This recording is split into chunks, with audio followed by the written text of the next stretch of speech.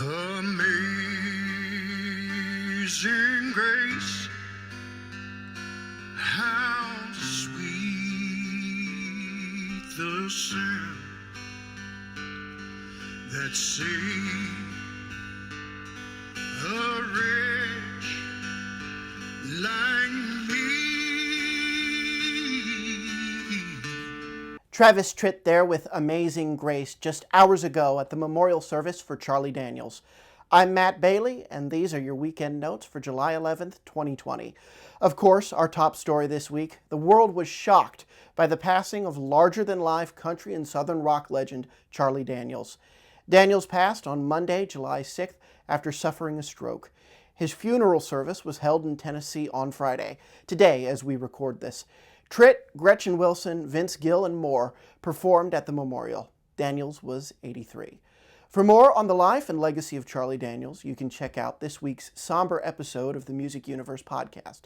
Buddy Jan and I share memories of meeting Daniels, our love for his work, and 2 interviews I was fortunate to conduct with Charlie Daniels over the last few years. The other big story this week, Lady A is suing the black blues singer Lady A, Anita White. The suit alleges that White's counsel demanded $10 million after talks broke down between the artists.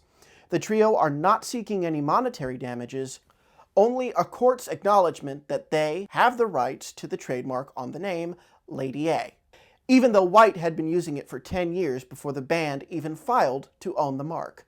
The band said in part, "We're disappointed that we won't be able to work together with Anita for a greater purpose.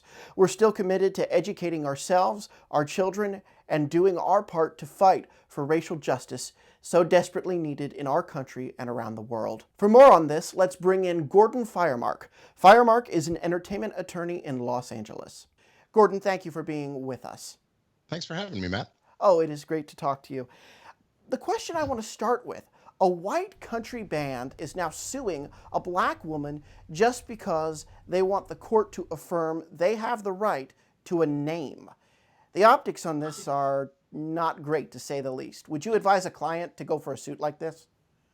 You know, sometimes you have to, and I think that's sort of the position that the group was put in because of the posture that this blues singer up in the Northwest took with things.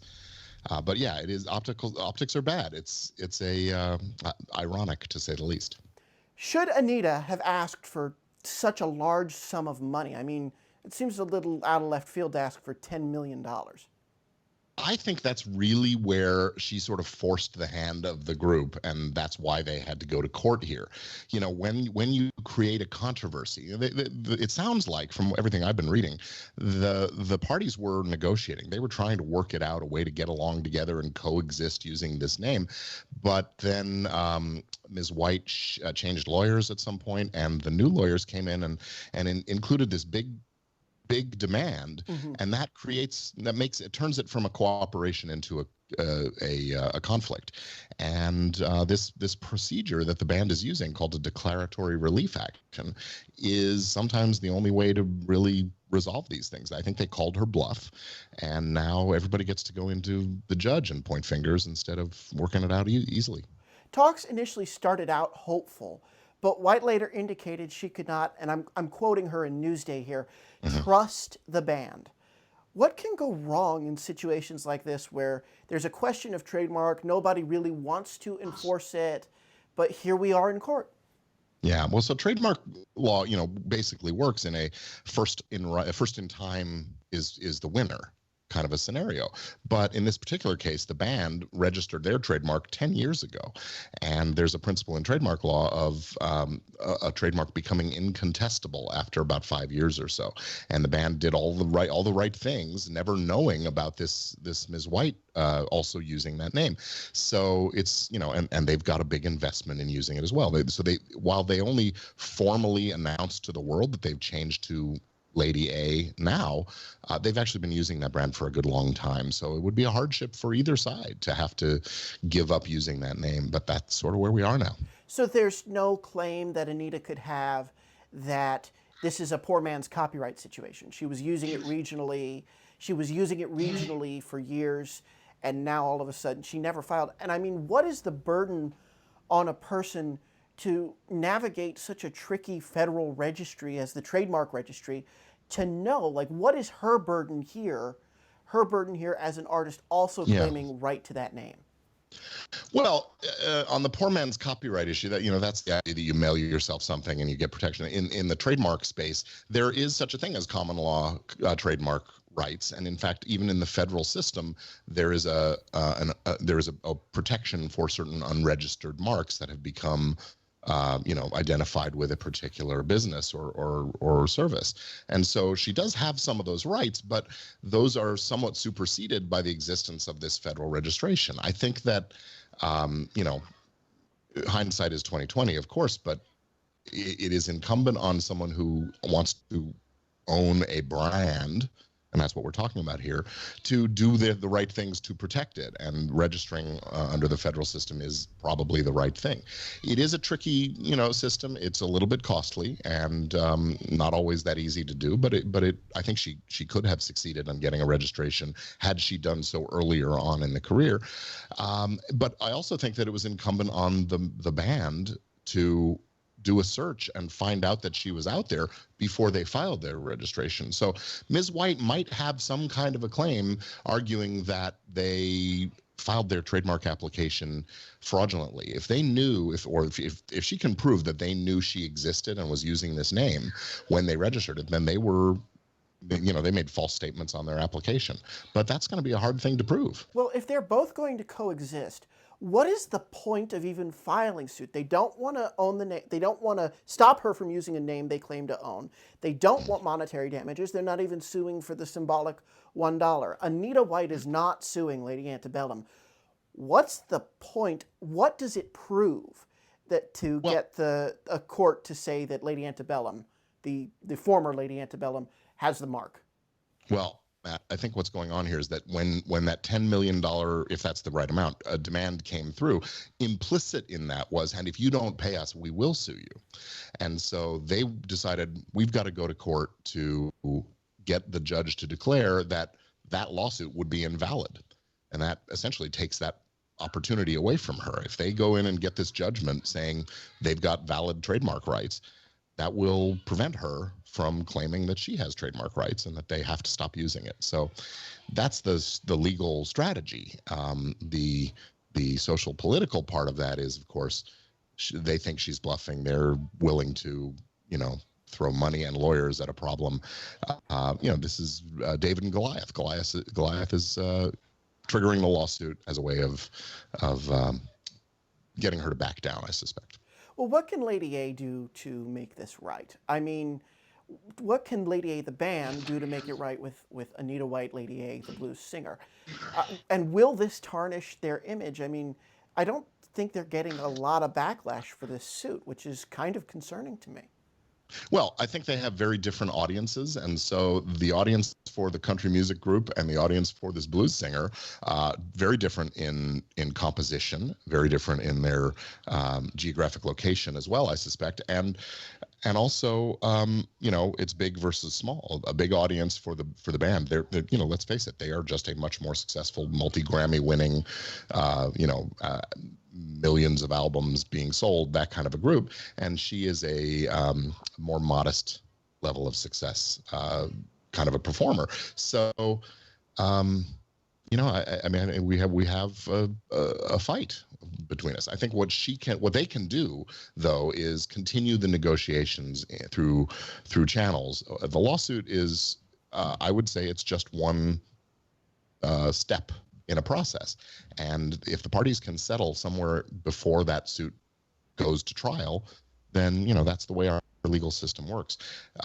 She has some time now. Ms. White has some time now to file an answer to the lawsuit, and she could even make a settlement before that answer is even due, and save herself some time and energy. But it's got to be a settlement that's worthwhile for her, and coexistence seems to have been on the table. But she's now saying she wants to rebrand, and that was part of why she wanted to ask for such a big amount of money, was to help her, start a new brand, basically. And so, if the band is willing to pay something and she's willing to take it, they can settle and put a stop to the lawsuit. My last question. Do you believe it was an honest mistake on the part of Lady Antebellum, the former Lady Antebellum, to not notice a regional artist named Lady A? And do you think their change to Lady A was authentically meant? I can't say whether it was an honest mistake. I think that when you do a trademark registration, you do have an obligation to do some kind of a search to make sure that you actually have the right to use this brand. And it seems to me that they may not have done that. After all, if Ms. White was performing in a way that would have made it into a Google search 10 years ago, they probably would have found her. Certainly. If she was performing in Memphis, as she says as they say in their complaint, they also would have probably discovered. I think it was in her complaint. Anyway, they would have discovered that she was out there. They're, after all, a Nashville group, right? So, was it in good faith? Maybe it was filed just quickly. Hey, we started using this. Let's do this. But I'm not sure that is a winning argument. Gordon Firemark, always good to talk to you. Go to gordonfiremark.com. Thank you very much, Gordon. I really appreciate your time. Thank you, Matt. And now I'd like to offer my take in a new segment we're calling The Treble with This. The trouble with this whole little episode in the Lady A saga is that it reinforces the stereotype that country music artists and the genre's fans are just a bunch of backwoods redneck types that can be dismissed because they don't care about anything. Lady A, unlike many of your lesser informed fans, I agree with your name change. Nobody called you Lady Antebellum anyway, and you're not from the pre-Civil War era. No, you're not. Not your music, not your style, not your clothes, nothing. But you forgot to do one thing while doing this name change. To think of anyone but yourself. Did you even Google Lady A? If you did, your trio probably would have been the top results, which is precisely Anita White's point. Look, you have an amazing career with international success, but Anita White is a regionally famous artist. With a strong following, yes, but this is apples to oranges, and right now, this cultural moment is not the time to have your stage name reaffirmed by the courts. It looks to the world like you are trying to use your fame to silence a black voice who just wants to be heard. I don't care that you don't want money. I don't care that both names are going to coexist and you're not going to try to enforce anything. That's moot. Anita White used the name Lady A without any of the federal protections granted to you for 10 years before you were granted those protections. She just wants proper acknowledgement that you did not do your due diligence when changing your band name. And now, because you screwed up, you're being called to the carpet for it. You are using your power, your status, your fame, your money to shut her down. And tell Anita her identity as an artist does not matter. That is exactly what you're doing. You're the big, powerful band, and you can do what you want. That is not coexistence. That is exactly the kind of erasure people are rioting in the streets about at this very moment, right out there. I suggest you drop this suit before you do real damage to your reputation. I know this is not what is in your hearts. Let's get back to some of the week's other headlines. The Royal Mint is celebrating some of the UK's most important artists.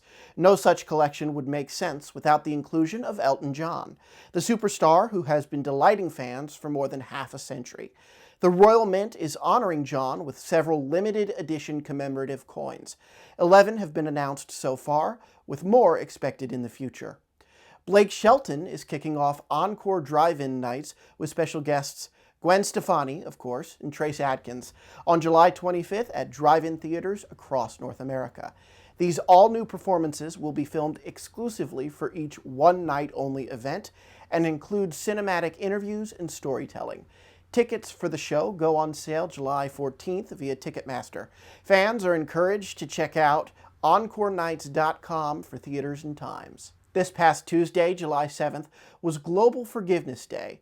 To mark the occasion, Lindsay Ell dropped her new song, Make You, co-written by Elle and Grammy-nominated singer-songwriter Brandy Clark.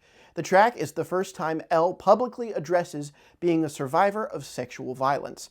The song finds Elle intimately exploring the deeply personal effects on her life after being raped at 13 years old and again at 21, although the song only discusses the first instance. Elle's new album, Heart Theory, will be out August 14th. The Rock and Roll Hall of Fame Foundation has announced that due to the ongoing COVID-19 pandemic, it will replace its live annual induction ceremony with an exclusive HBO special honoring this year's inductees. The program will be available on HBO and to stream on HBO Max Saturday, November 7th at 8 p.m. It will replace the live 35th annual Rock and Roll Hall of Fame induction ceremony that was originally scheduled for May 2nd of this year.